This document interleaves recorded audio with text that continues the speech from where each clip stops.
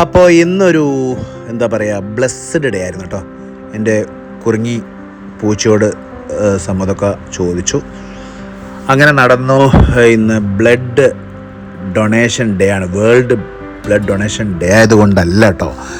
ഞാനിത് അവിടെ നേരത്തെ തന്നെ ഇങ്ങനെ ഈവനിങ് വാക്കിന് പോയപ്പം ഈ ഷാർജ ബ്ലഡ് ഡൊണേഷൻ സെൻറ്റർ ഇവിടെ അന്ന് നോക്കി വെച്ചു. അവരോട് ചോദിച്ചപ്പോൾ അവർ പറഞ്ഞു ഇന്ന് ഇങ്ങനെ ഇവിടെ ബ്ലഡ് പ്ലേറ്റ്ലെറ്റ്സ് എടുക്കുന്നുണ്ടെന്ന്. അപ്പം ഭാഗ്യം ഇന്ന് ബ്ലഡ് ഡൊണേഷൻ ഡേ തന്നെയാണ്. ഈ ഒരു പ്ലേറ്റ്ലെറ്റ്സ് ഡൊണേറ്റ് ചെയ്യാൻ എനിക്ക് സാധിച്ചത്. അങ്ങനെ നടന്നു ഞാൻ ഇത്തിരി ചൂടൊക്കെ ഉണ്ട് കേട്ടോ. അപ്പം യു എയിൽ അറിയാലോ നല്ല ചൂടൊക്കെ തുടങ്ങിയിട്ടുണ്ട്. ഞാൻ സ്ഥലത്തെത്തി. ഇതാണ് നമ്മളുടെ ബ്ലഡ് ഡൊണേഷൻ സെൻറ്റർ ഷാർജ. നേരത്തെ ആയിപ്പോയി കേട്ടോ, കുറേ നേരത്തെ ആയിപ്പോയി. 7:00 തന്നെ അവിടെ എത്തി. സെക്യൂരിറ്റി എന്നോട് പറഞ്ഞു 10 മണിയാവും. അപ്പം ഞാൻ ഭരണാധികാരികളൊക്കെ നോക്കി ഇങ്ങനെ ഇരുന്നപ്പം അവർ പറഞ്ഞു ബ്രേക്ക്ഫാസ്റ്റൊക്കെ കഴിച്ചിട്ട് വന്നോളൂ എന്ന് പറഞ്ഞു. അങ്ങനെ ഞാൻ പോയിട്ട് നല്ലൊരു ദോശയൊക്കെ കഴിച്ചു. തിരിച്ചു വന്നപ്പോൾ 1-ാം നമ്പർ തന്നെ കിട്ടി കേട്ടോ ടോക്കൺ. അപ്പോൾ ടേബിളിൽ നിറയെ ഫുഡ് ഐറ്റംസ്, ഫ്രൂട്ട്സ്, ജ്യൂസ് ഒക്കെ കൊണ്ടുവച്ചിട്ടുണ്ട്. അപ്പോൾ കുറച്ച് ആളുകൾ ഈ ഡൊണേഷൻ കോർഡിനേറ്റേഴ്സൊക്കെ ഫ്ലവേഴ്സൊക്കെ ആയിട്ടെത്തി.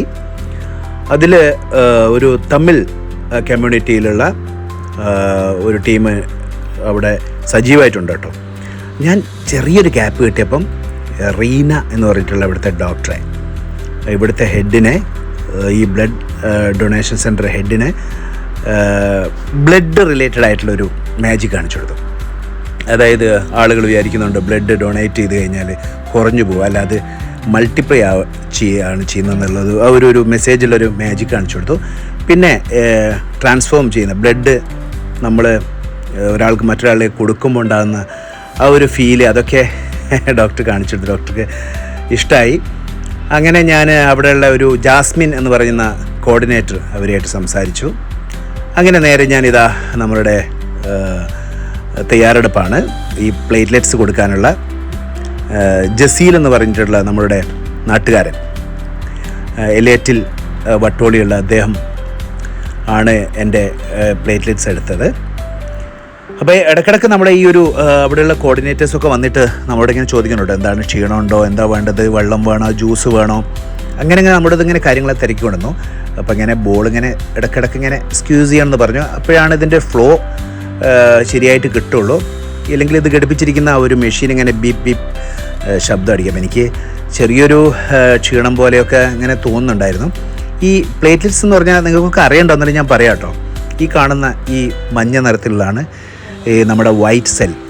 ഇത് കാര്യമായിട്ട് സർജറി ഒക്കെ ചെയ്യുന്ന പേഷ്യൻസിന് അവരുടെ ബ്ലഡ് ക്ലോട്ട് ചെയ്യാൻ വേണ്ടിയിട്ടൊക്കെ, ക്യാൻസർ പേഷ്യൻസ്, പെട്ടെന്നുണ്ടാകുന്ന ആക്സിഡൻറ്റ് കേസിലൊക്കെ ഉള്ള ആളുകൾക്കൊക്കെ ആണ് ഇത് ശരീരത്തിലേക്ക് കയറ്റുന്നത്. ഏകദേശം 400-ലധികം ഹോസ്പിറ്റലുകളാണ് ഈ Sharjah blood donation centre depend ചെയ്യുന്നത്. Thank U.